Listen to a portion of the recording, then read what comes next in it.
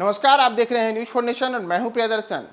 केंद्र की नरेंद्र मोदी नीति भारतीय जनता पार्टी सरकार को हराने के लिए इंडिया गठबंधन तो बन गया है, लेकिन स्थिति है कि इंडिया गठबंधन के जो कई निर्णय हैं वह हर दिन एक नए असमंजस के रूप में सामने आते हैं। और अब तो स्थिति ऐसी बन रही है कि इंडिया गठबंधन जो बना है इसमें इंडिया में कई ऐसे नेता हैं और कई ऐसे दल हैं जिनके बीच के बयान और जिनके हालिया राजनीतिक जो अलग अलग जगहों पर आना जाना रहा है उससे एक नए सियासी भंवर के रूप में नए संकेत मिल रहे हैं। दरअसल ये बातें इसलिए क्योंकि इंडिया गठबंधन के जिस हम मझधार की बात कर रहे हैं उसका एक बड़ा संकेत पिछले कुछ दिनों से जो अब मुंबई में होने वाली इंडिया की तीसरी बैठक है उसके पूर्व सामने आई है। दरअसल जो मुंबई में इंडिया की बैठक होने वाली है वह बैठक 31 अगस्त और 1 सितंबर को होनी बताई जा रही है, लेकिन इस बैठक के पूर्व ही अब ये बातें भी सामने आई हैं कि एनसीपी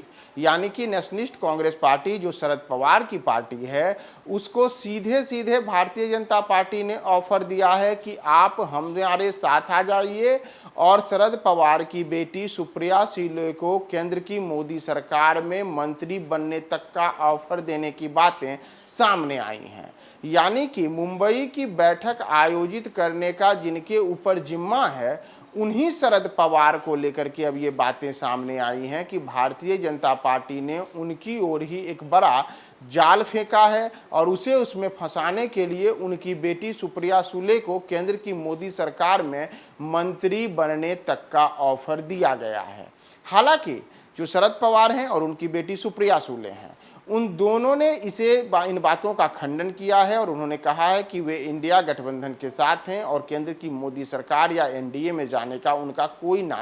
किसी तरीके की कोई योजना नहीं है। लेकिन एक बड़ा सवाल यह है कि राजनीति में कोई अगर बातें कुछ हो रही हों तो इसके काफ़ी व्यापक संकेत होते हैं। जैसे पिछले दिनों ही जब एनसीपी दो धड़े में बटी थी तो उस समय भी बातें यही हो रही थी कि कोई भी एनसीपी छोड़कर भाजपा के साथ नहीं जा रहा है, लेकिन अचानक से सब कुछ पलट गया। तो क्या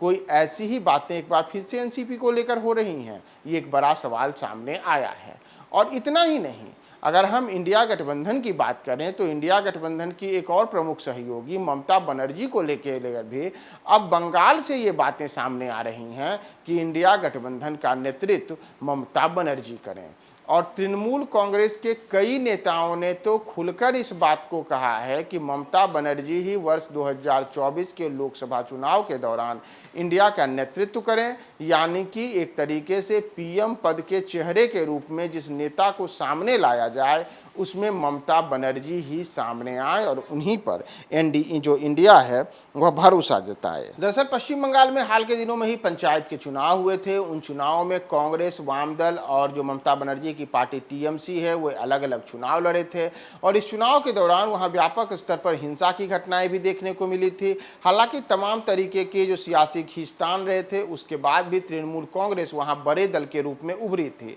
और अब जो तृणमूल के नेता हैं उनके अलग अलग अगर हम बयानों पर गौर करें तो उनका मानना है कि वे बंगाल में न तो कांग्रेस को देखना चाहते हैं न तो वाम दलों को देखना चाहते हैं और इसी वजह से कांग्रेस और वाम दल से एक समान दूरी बनाते हुए ममता बनर्जी को वर्ष 2024 के लोकसभा चुनाव में पीएम पद के रूप में प्रोजेक्ट करने की कई नेताओं ने मांग कर दी है। और इंडिया गठबंधन का यह खटपट न केवल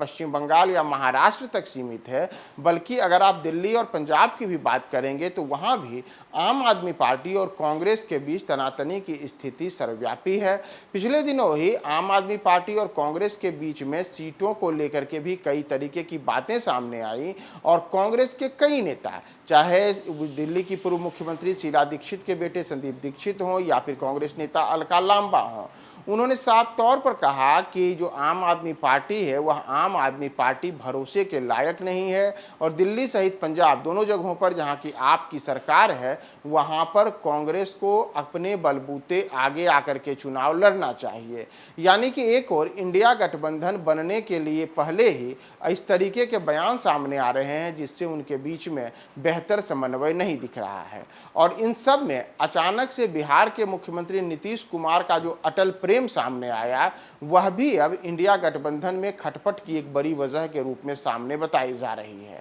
दरअसल पिछले दिनों ही जब 16 अगस्त को पूर्व प्रधानमंत्री अटल बिहारी वाजपेयी की पुण्यतिथि थी, तो अचानक से बिहार के मुख्यमंत्री नीतीश कुमार ने दिल्ली का दौरा किया और दिल्ली में उन्होंने पूर्व प्रधानमंत्री अटल बिहारी वाजपेयी को श्रद्धांजलि अर्पित की। नीतीश का दिल्ली जाना और अटल बिहारी वाजपेयी के प्रति यह प्रेम दर्शाना अब इंडिया के कई नेताओं की आंखों में किरकिरी के रूप में सामने आई है। और सूत्रकों का कहना है कि इंडिया से संबंधित जो कई दल हैं, उन दलों को नीतीश कुमार का दिल्ली जाकर के अटल बिहारी वाजपेयी की समाधि स्थल पर उन्हें श्रद्धांजलि अर्पित करना रास नहीं आया है, क्योंकि नीतीश कुमार के काफ़ी पुराने संबंध एनडीए से रहे हैं। भारतीय जनता पार्टी के साथ वर्षों तक उन्होंने साथ रहकर काम किया है और इन सब के बीच अब उनका अटल बिहारी वाजपेयी के प्रति अचानक से प्रेम दिखाना इंडिया को नीतीश कुमार के भविष्य की राजनीति को लेकर के एक बार फिर से अलग किस्म की बातें सामने देखने को मिली हैं। तो इससे अब यह भी संकेत लगाया जा सकता है कि नीतीश कुमार ने एक संदेश देने की कोशिश की है इंडिया को कि अगर उनकी बातों पर इंडिया सहमत नहीं होता है तो कोई दूसरा रास्ता भी अख्तियार कर सकते हैं। तो अब देखना यह महत्वपूर्ण होगा कि क्या इंडिया में जो ये अलग अलग किस्म की बातें हैं, चाहे महाराष्ट्र को लेकर, दिल्ली को लेकर, पंजाब को लेकर, पश्चिम बंगाल को लेकर, या फिर बिहार के मुख्यमंत्री नीतीश कुमार के अटल प्रेम को लेकर, तो इंडिया ये जो मझधार में फंसा हुआ है, इसमें अगस्त और सितंबर के महीने में ये जो होने वाली मुंबई की बैठक है, उस बैठक के पहले क्या कोई नया सियासी गुल खिलता है। हम आपको तमाम अपडेट्स बताएंगे। आप हमारे साथ बने रहें न्यूज़4 नेशन पे।